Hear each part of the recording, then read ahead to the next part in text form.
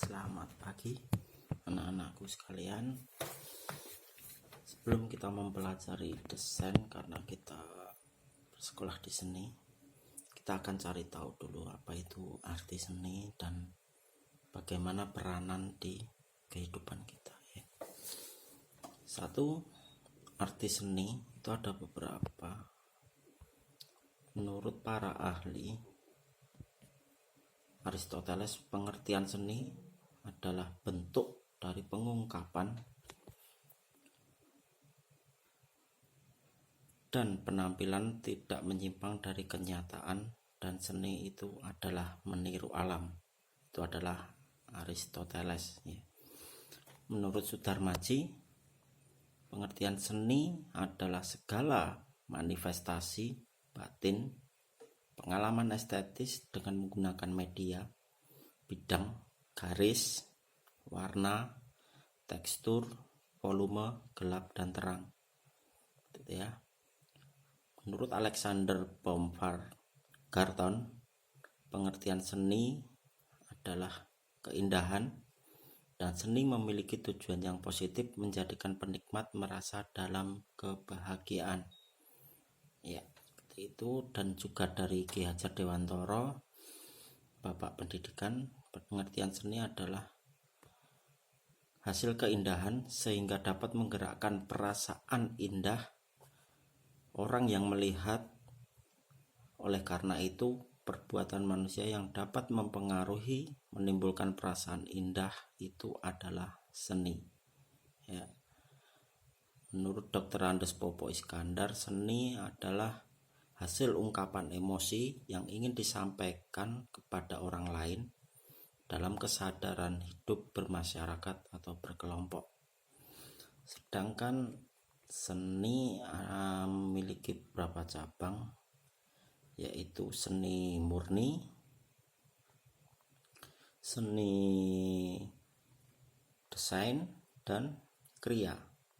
Ya, seni murni melingkupi ekspresi pribadi seseorang, inovasi idiom visual untuk memperkaya seni, pengalaman estetika, dan subjektivitas. Jadi tidak menurut objek ya, berbeda dengan pasar.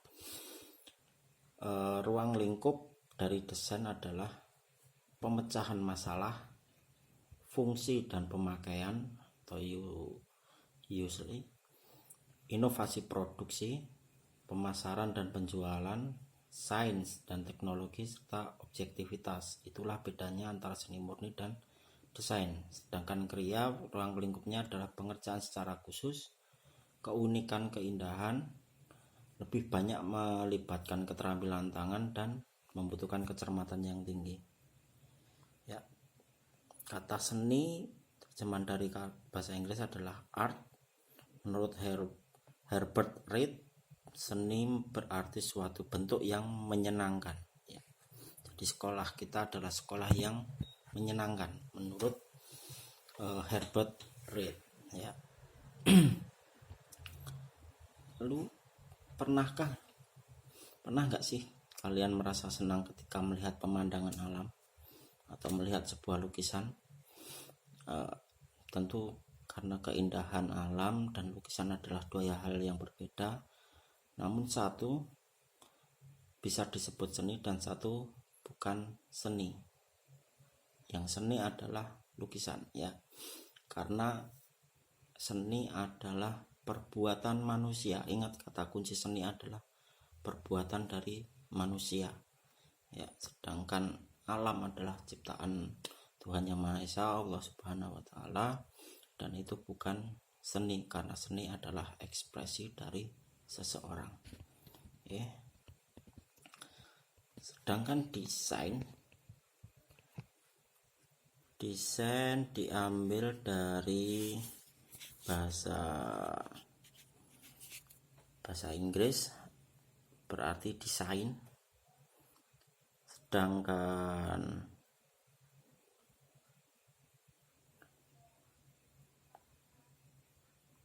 menurut makna kata desain yang baru adalah yang diindonesiakan tepatnya, yaitu berarti desainer. yang memiliki arti membuat, membentuk, menandai, menunjuk. Sedangkan desain menurut Kamus Oxford adalah rencana atau gambar yang dibuat untuk memperlihatkan tampilan dan fungsi dari bangunan, pakaian, atau objek lain. Objek lain bisa bersifat benda-benda lain seperti kriya kayu, mungkin mebel ataupun ukiran adalah sebuah desain. Dan desain sendiri adalah perbuatan kita. Jadi memiliki dua arti ya desain. Desain sebagai benda atau gambar itu bisa disebut desain, dan desain yang satu adalah perbuatan. Jadi kita mendesain. Nah, itu adalah perbuatan, ya. Kata desain adalah kata baru yang diindonesiakan dari bahasa Inggris atau desain. Sebetulnya kata rancang atau merancang adalah terjemahan yang dapat digunakan. Namun dalam perkembangan kata desain menggeser makna kata rancang, karena kata tersebut tidak dapat mewadahi kegiatan, keilmuan, keluasan, dan pamor profesi atau kompetensi desainer. Ini menurut Sachari tahun 2000. Cabang ilmu desain itu ada beberapa, yaitu desain grafis. Desain grafis yang biasa kita sebut dengan desain komunikasi visual atau DKV adalah cabang ilmu yang mengutamakan komunikasi visual yang dihasilkan oleh seorang desainer. Desain grafis harus memiliki komunikasi, yaitu desain yang untuk berkomunikasi, baik itu memberikan info tertentu ataupun produk penjualan tertentu, sehingga apa yang disampaikan oleh desainer sampai kepada calon pembeli, seperti itu ya. Desain grafis harus menghasilkan komunikasi yang memberikan kenyamanan indrawi dan terhantarkan dengan baik pada masa. Masa di sini adalah orang-orang. Lalu ada desain produk, industrial design. Desain produk fokus terhadap fungsionalitas dan tampilan benda pakai yang akan diproduksi secara industri. Jadi ingat, yang terpenting dari desain produk adalah fungsionalitas dan tampilan benda atau estetikanya. Selain keindahan tampilan, konsentrasi ini juga menuntut seorang desainer untuk memperhatikan ergonomi. Ergonomi adalah kenyamanan atau kenyamanan fisik ya kita pada benda yang dipakai atau diciptakan. Jadi kalau kita membuat kursi berarti kita harus nyaman untuk duduk, untuk melakukan kegiatan tertentu. Misal kursi teras itu berbeda dengan kursi makan desainnya ya. Begitu juga dengan kain batik itu berbeda dengan kain lurik ya, seperti itu. Penggunaannya pun berbeda menurut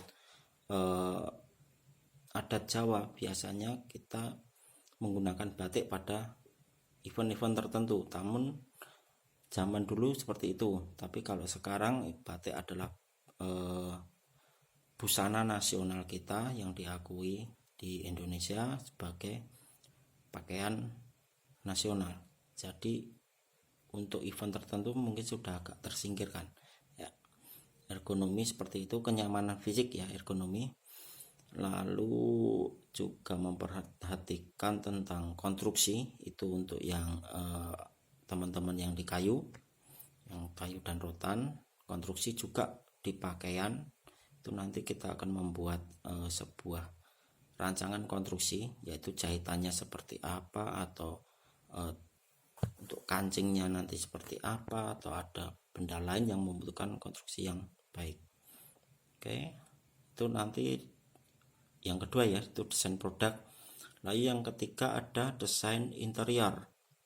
Ya, desain interior fokus perancangan interior suatu ruang dalam bangunan.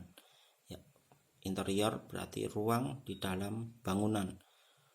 Misalnya furniture apa yang harus disediakan di suatu ruangan, bagaimana tata letaknya, apa warnanya, bagaimana temanya.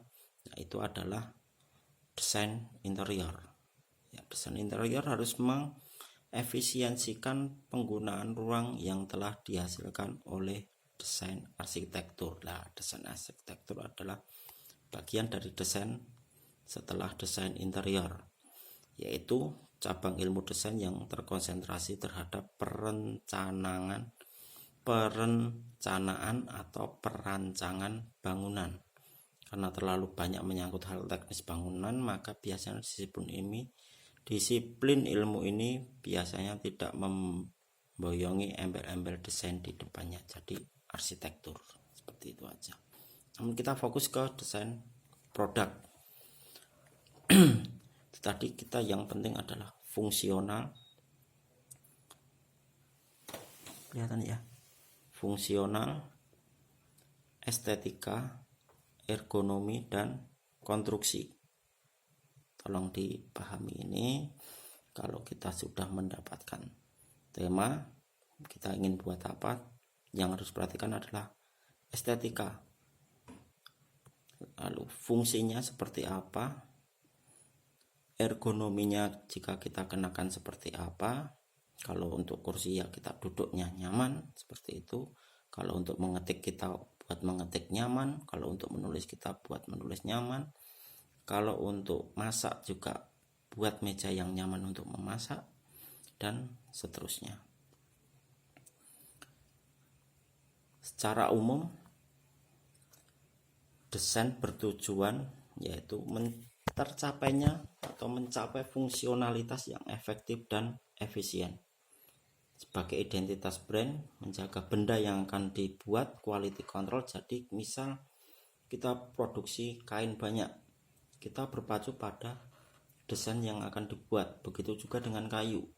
Dengan pembuatan kursi sebelumnya ada desain, maka hasil yang ke 1000, yang ke 2000 maka harus sama dengan hasil yang pertama dan kedua. Seperti itu ya Pak. Menjaga kualitas atau quality control. Kenyamanan indrawi yaitu tampilan yang estetis. Kembali lagi ke estetika. Estetika adalah keindahan. Lalu menambah nilai yang benda yang akan dirancang. Jadi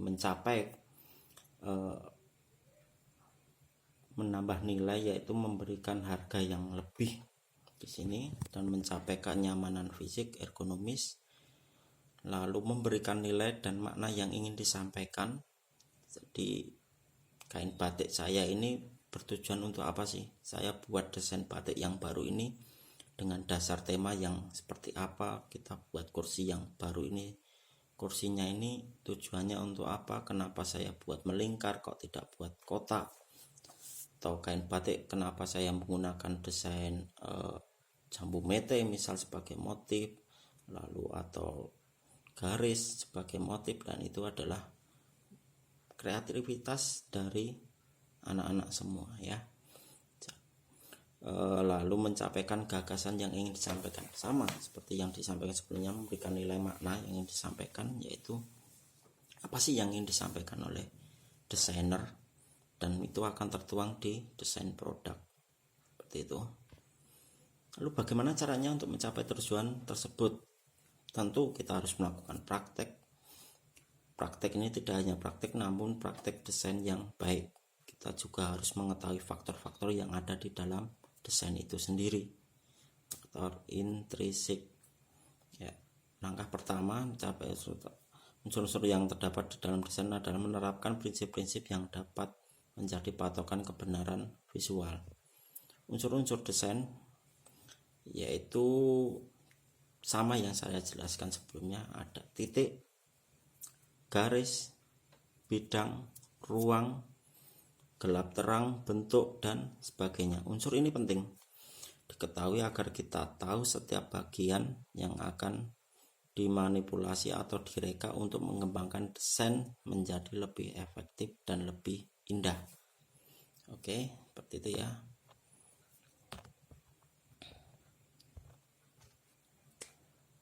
Selain itu prinsip desain juga dirangkai menjadi satu hierarki yang lebih terstruktur menjadi nirmana, yang terdiri dari nirmana atau bidang 2 dimensi atau nirmana 3D. 2D 2 dimensi adalah di mana nirmana tersebut hanya memiliki panjang dan lebar ya. Namun 3D memiliki bentuk. Bedanya apa? 2D adalah, saya kasih contoh, kertas ya, atau lukisan. Lukisan itu hanya kita pandang dari depan saja. Berbeda dengan meja.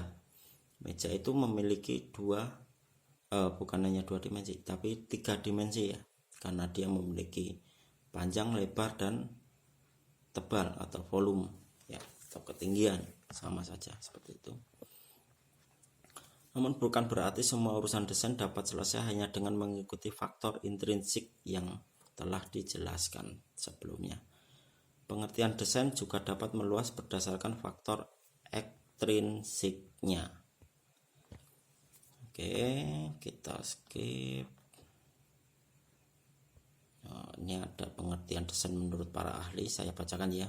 Menurut Dudi Wiyancoko, pengertian desain adalah segala hal yang berkaitan dengan pembuatan konsep, analis, data, project planning, drawing atau rendering, cost calculation, prototyping, frame testing, dan test writing. Prototyping adalah kita sebutnya miniatur ya. Prototype adalah miniatur. Jadi sebelum kita buat meja yang asli, kita buat miniatur terlebih dahulu untuk menguji bagaimana konstruksinya, seperti itu misalnya. Oke, dari Sacari dan Sunaria, desain adalah terjemahan fisik mengenai aspek sosial, ekonomi, dan tata hidup manusia, serta merupakan cerminan budaya zamannya. Desain adalah salah satu manifestasi kebudayaan yang berwujud. Desain adalah produk dari nilai-nilai yang berlaku pada kurun waktu tertentu. Jadi desain tahun ini mungkin berbeda dengan desain yang sebelumnya. Saya kasih contoh motor sekarang, yaitu kebanyakan adalah motor matic. Namun 10 tahun yang lalu, 15 tahun yang lalu, atau 20 tahun yang lalu, yang banyak digemari adalah motor bebek. Lah, itulah adalah perubahan-perubahan dari desain, seperti itu menurut Sacari dan Sunarnya. Jadi desain memiliki kurun waktu tertentu. Begitu juga dengan fashion, yang fashion tahun ini mungkin berbeda dengan fashion tahun lalu.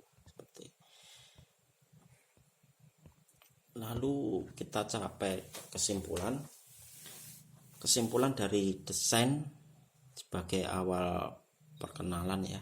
Desain adalah kegiatan kreatif yang menyusun rencana dan rancangan untuk suatu benda, gambar, atau objek lainnya sebelum direalisasikan menjadi nyata agar memiliki nilai lebih ya, kenyamanan yang lebih baik dan diterima oleh penggunanya. Oke. Tidak berhenti di sana, desain adalah gambar untuk merencanakan suatu bentuk, fungsi, atau rancang keseluruhan benda atau media non-fisik seperti tampilan, aplikasi, dan website. Desain adalah pola rancangan yang menjadi dasar pembuatan suatu benda buatan. Saya ulangi, desain adalah pola rancangan yang menjadi dasar pembuatan suatu benda buatan. Desain juga adalah suatu rencana yang terdiri dari beberapa unsur untuk mewujudkan suatu hasil yang nyata. Oke. Saya kira penjelasan desain dan seni untuk awal pembukaan ini masih belum begitu detail, namun sebagai perkenalan awal aja. Setelah ini saya harap kalian bisa cari-cari referensi, boleh di internet, buku lebih baik jika ada. Lalu kalian buat semacam kesimpulan sendiri menurut kalian, menurut dari literasi yang kalian dapatkan atau referensi yang kalian dapatkan, boleh di internet itu tadi, buku, website, atau yang lainnya. Lalu coba pelajari dulu apa itu desain produk ya, karena kita selama 3 tahun ini kurang lebih kita akan selalu berkutat dengan desain ya. Paling tidak kalau saya dulu mencoba membuat desain itu 1 hari 1 buah desain, entah itu kursi yang sederhana atau motif yang sederhana, yang penting kita selalu buat gambar. Supaya apa? Supaya kita terbiasa untuk membuat desain. Oke.